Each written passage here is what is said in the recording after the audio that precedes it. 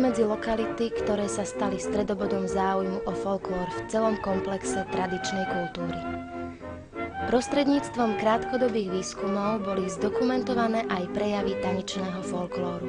Ich výsledkom sú archívne filmové záznamy zo 70. rokov minulého storočia a štúdie o tanečnej folklórnej tradícii.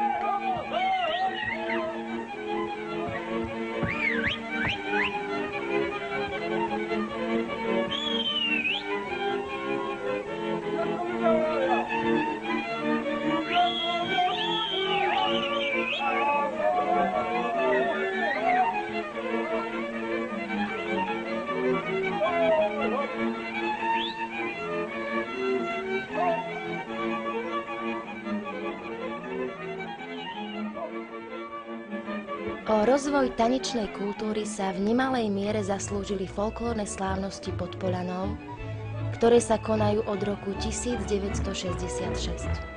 Autori programov slávností podnecovali Detvanov k vyhľadávaniu menej známeho piesňového i tanečného materiálu a jeho prezentácii na scéne.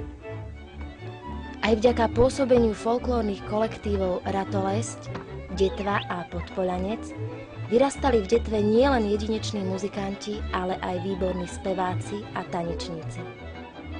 Filmový záznam Rozkazovači z Detvy dokumentuje súčasných interpretov, ktorí vynikajú svojským tanečným a spevným štýlom. Aj keď mnohí z nich nie sú Detvanmi, s Detvou ich spája pôsobenie vo folklórnych kolektívoch Podpoľanec a Detva.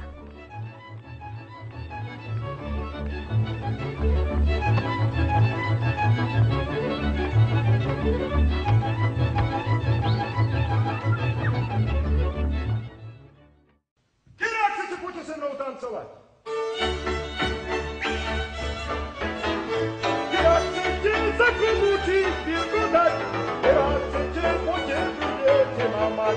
Keď chcete, poďte se mnou tancovať.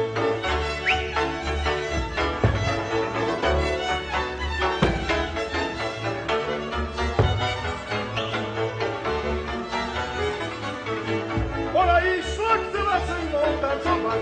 Ona išla za komúči chvíľku dať. Ja som nechcel, lebo nevie gasovať. Ona išla, chcela se mnou tancovať.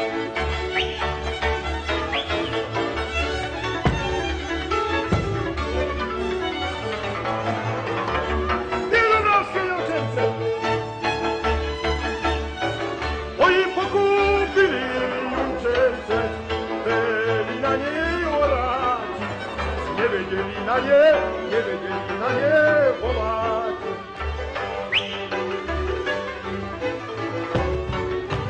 Takto, divčence, volajte na jučence, vy voroháci, poď ma moja milá, polovička svá rozkáže. Ale!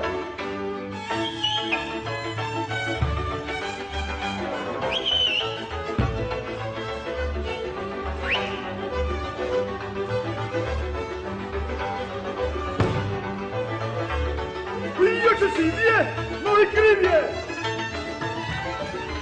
Moji mori vína sánky, vozí Dubravčianky po devinie. Keby som ja krivý nebol! Oj, kerý krajší tanec, se mi bol môj.